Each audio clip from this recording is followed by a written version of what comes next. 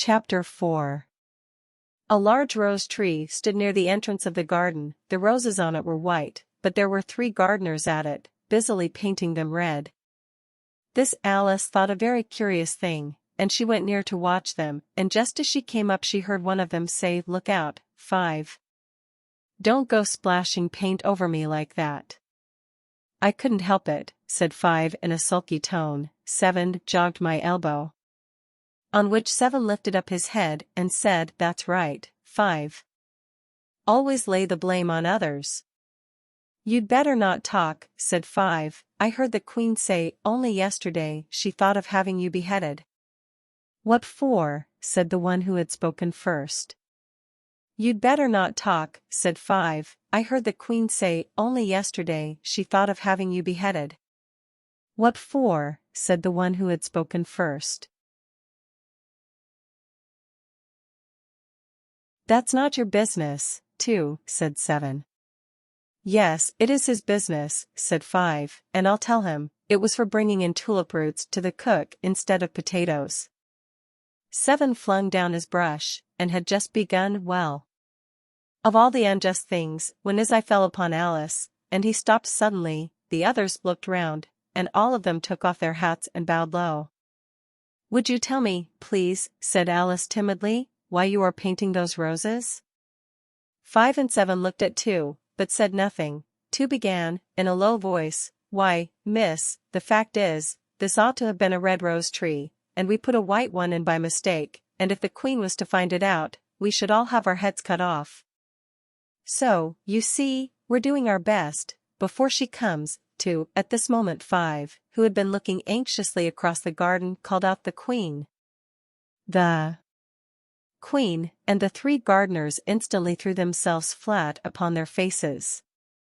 There was a sound of many footsteps, and Alice looked round, eager to see the Queen. First came 10 soldiers carrying clubs. These were all shaped like the 3 gardeners, flat and oblong, with their hands and feet at the corners. Next the 10 courtiers. These were all ornamented with diamonds, and walked 2 and 2, as the soldiers did. After these came the royal children. There were 10 of them, and the little dears came jumping merrily along, hand in hand, in couples. They were all ornamented with hearts. Next came the guests, mostly kings and queens, among whom Alice recognized the White Rabbit. It was talking in a hurried, nervous manner, smiling at everything that was said, and went by without noticing her. Then followed the Knave of Hearts, carrying the king's crown on a cushion, and, last of all this grand procession, came the King and Queen of Hearts. When the procession came opposite to Alice, they all stopped and looked at her, and the Queen said severely, "Who is this?" She said it to the Knave of Hearts, who only bowed and smiled in reply. "Idiot," said the Queen, turning up her nose, and asked Alice, "What's your name?" "My name is Alice, so please your Majesty," said Alice boldly, for she thought to herself, "Why, they're only a pack of cards. I needn't be afraid of them." "Who are these?" said the Queen, pointing to the 3 gardeners lying round the rose tree, for, as they were lying on their faces, and the pattern on their backs was the same as the rest of the pack, she could not tell whether they were gardeners, or soldiers, or courtiers, or 3 of her own children. "How should I know?" said Alice, surprised at her own courage. "It's no business of mine." The Queen turned crimson with fury, and, after glaring at her for a minute, began in a voice of thunder off with her. "Nonsense," said Alice, very loudly and decidedly, and the Queen was silent. The King laid his hand upon her arm, and said timidly, "Remember, my dear, she is only a child." The Queen turned angrily away from him, and said to the Knave, "Turn them over." The Knave did so, very carefully, with one foot. "Get up," said the Queen, in a shrill loud voice, and the 3 gardeners instantly jumped up, and began bowing to the King, the Queen, the royal children, and everybody else. "Leave off that," screamed the Queen, "you make me giddy." And then, turning to the rose tree, she went on, "What have you been doing here?" "May it please your Majesty," said 2 very humbly, going down on one knee as he spoke, "we were trying." "I see," said the Queen, who had meantime been examining the roses, "off with their heads," and the procession moved on, 3 of the soldiers remaining behind to execute the 3 unfortunate gardeners, who ran to Alice for protection. "You shan't be beheaded," said Alice, and she put them into her pocket. The 3 soldiers marched once round her, looking for them, and then quietly marched off after the others. "Are their heads off?" shouted the Queen. "Their heads are gone," the soldiers shouted in reply, "if it please your Majesty." "That's right," shouted the Queen. "Can you play croquet?" The soldiers were silent, and looked at Alice, as the question was evidently meant for her. "Yes," shouted Alice at the top of her voice. "Come on then," roared the Queen, and Alice joined the procession, wondering very much what would happen next. It's a very fine day," said a timid little voice. She was walking by the White Rabbit, who was peeping anxiously into her face. "Very," said Alice. "Where's the Marchioness?" "Hush, hush," said the Rabbit in a low voice, "she'll hear you. The Queen's the Marchioness, didn't you know that?" "No, I didn't," said Alice. "What of?" "Queen of Hearts," said the Rabbit in a whisper, putting its mouth close to her ear, "and Marchioness of Mock Turtles." "What are they?" said Alice, but there was no time for the answer, for they had reached the croquet ground, and the game began instantly. Alice thought she had never seen such a curious croquet ground in all her life. It was all in ridges and furrows. The croquet balls were live hedgehogs, the mallets of ostriches, and the soldiers had to double themselves up, and stand on their feet and hands, to make the arches. The chief difficulty which Alice found at first was to manage her ostrich. She got its body tucked away, comfortably enough, under her arm, with its legs hanging down, but generally, just as she had got its neck straightened out nicely, and was going to give a blow with its head, it would twist itself round, and look up into her face, with such a puzzled expression that she could not help bursting out laughing.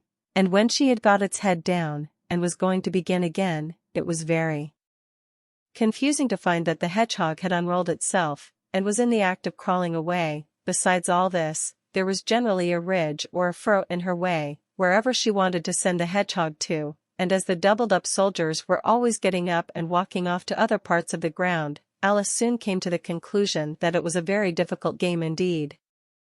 The players all played at once without waiting for turns, and quarreled all the while at the tops of their voices, and in a very few minutes the Queen was in a furious passion, and went stamping about and shouting "off with his head," or "off with her head," about once in a minute.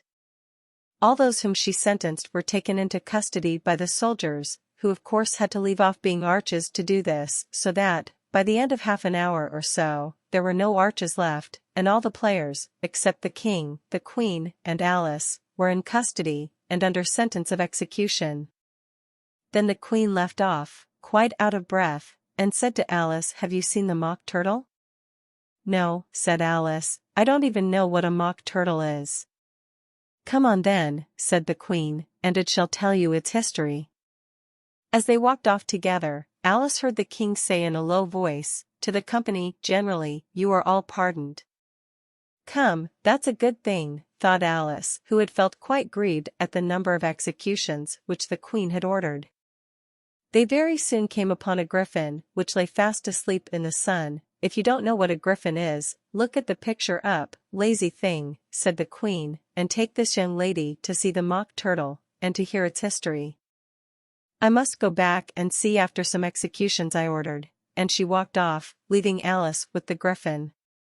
Alice did not quite like the look of the creature, but on the whole, she thought it quite as safe to stay as to go after that savage Queen, so she waited. The griffin sat up and rubbed its eyes, then it watched the Queen till she was out of sight, then it chuckled. "What fun," said the griffin, half to itself, half to Alice. "What is the fun?" said Alice. "Why, said the griffin, "it's all her fancy, that, they never executes nobody, you know. Come on." "Everybody says, 'Come on,' here," thought Alice as she walked slowly after the griffin. "I never was ordered about so before in all my life, never."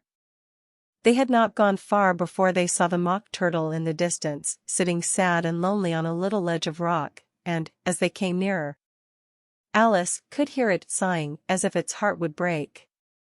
She pitied it deeply, what is its sorrow? She asked the Griffin, and the Griffin answered, very nearly in the same words as before, it's all its fancy, that, it hasn't got no sorrow, you know, come on. So they went up to the Mock Turtle, who looked at them with large eyes full of tears, but said nothing. This here young lady, said the Griffin, wants for to know your history, she do. I'll tell it, said the Mock Turtle, in a deep hollow tone, sit down, and don't speak till I've finished. So they sat down, and no one spoke for some minutes. Alice thought to herself, I don't see how it can ever finish, if it doesn't begin, but she waited patiently. Once, said the Mock Turtle at last, with a deep sigh, I was a real turtle. These words were followed by a very long silence, broken only by an occasional exclamation of HGCKRRH, from the Griffin, and the constant heavy sobbing of the Mock Turtle. Alice was very nearly getting up and saying, thank you, sir, for your interesting story, but she could not help thinking there must be more to come, so she sat still and said nothing.